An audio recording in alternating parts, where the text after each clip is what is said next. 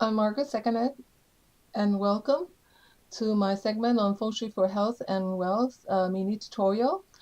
I'm also the author of A Homeowner's Guide to Feng Shui and founder of Feng Shui for Health and Wealth. In this mini tutorial, I will share with you the 4 important factors that are involved in a traditional Feng Shui audit and what has to really be considered when we talk about Feng Shui. So let's get started. Um, first, sorry about that.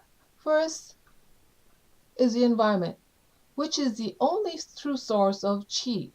The landform and the nearby structures greatly influence the overall energies of the surroundings. Now, harnessing the positive energies in the environment is key. So the location of the property in relation to this natural surrounding is taken into account. So when you're out there looking at houses, when you're inspecting them, or when you're just taking a drive around, keep in mind the features, the landforms, the water features that is actually in the area. What's in your neighborhood? That is a very important factor that's taken consideration when a feng shui master or a feng shui consultant comes to do a feng shui audit. Okay, so what else do we take into consideration? Second is, of course, the building, which is the container that captures and harnesses and circulates the qi or the energy from the environment. The building itself has its own energy. So when the building was built and whether any changes or major renovations was done are important details to the analysis. So it's all taken into account.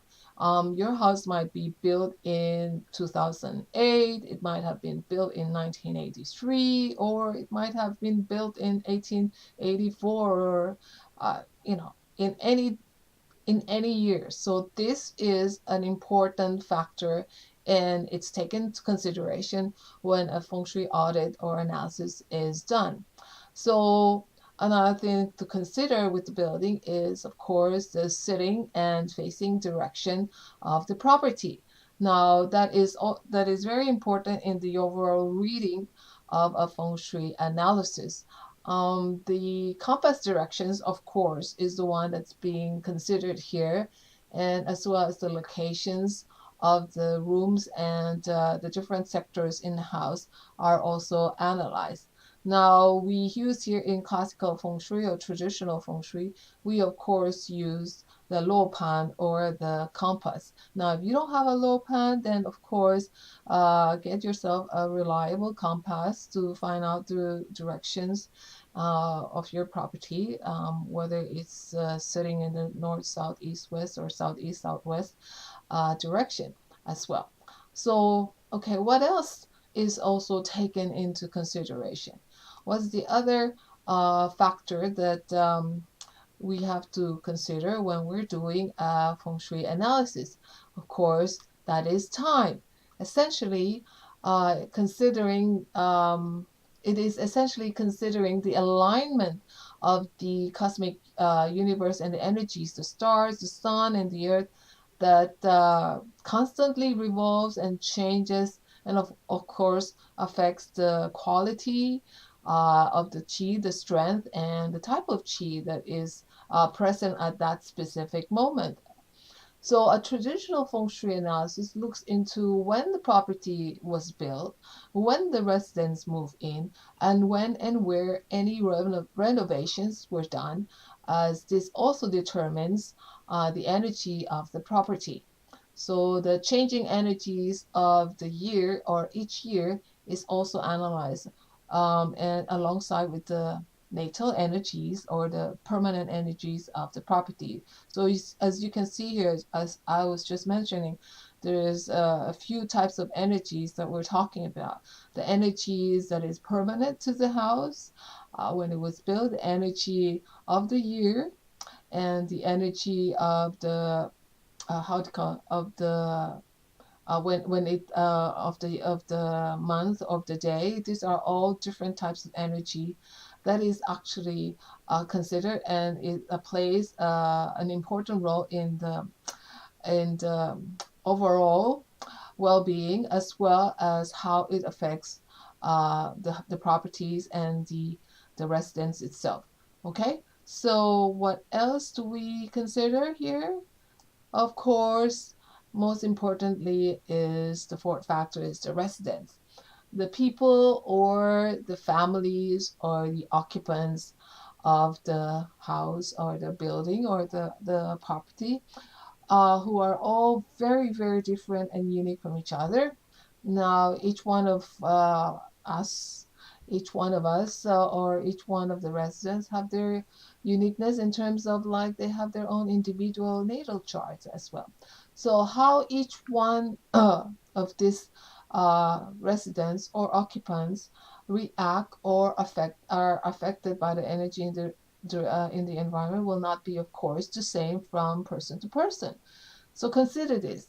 From the minute the residents move into a house, they have already started a relationship with the natural energies of that property.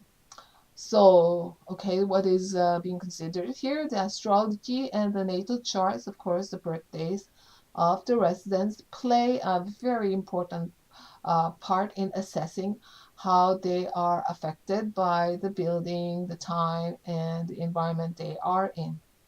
So it is necessary to understand that classical feng shui is the study of qi energy that is in anything and everything and every one of us also. Qi cannot be actually compartmentalized into factions. So the tool also that we use here in traditional feng shui is that, of course, of a compass or a luopan. So questions pertaining to the all these important factors will, of course, be asked when you're doing a feng shui audit. They will be asked of the clients, or if you're having a consultation, they will be asked of you, and the answers will, of course, give you more or less a picture of the feng shui of your house, and it is basically necessary to have these questions asked to get more or less a thorough and an accurate feng shui reading as well. So keep in mind, therefore, that the traditional feng shui consultation will always look into the four important elements that I've just mentioned here and consider the time and space factor of a dwelling. So I'm, I would like to invite you to learn more about feng shui and to get a copy of my book and follow me on my Feng Shui for Health and Well Facebook page. So if you're here on this mini tutorial here, that means you know about my uh, YouTube channel as well. But I do have a newsletter and I do have a Facebook page as well as a blog. So go to my website at margaretsecanet.com and check it out. As you can see here on your screen, I also have an ebook coming up soon. It's called Analyzing Properties with Feng Shui, and this is basically for buyers and sellers of real estate. I have integrated a lot of the information, and I'm sure you'll find it very informative. A lot of information that I've actually shared with the real estate people when I do the courses for them, the feng shui courses for them in their continuing education. So anyway, I hope to see you soon. So for now, bye bye for now and see you soon. Thank you.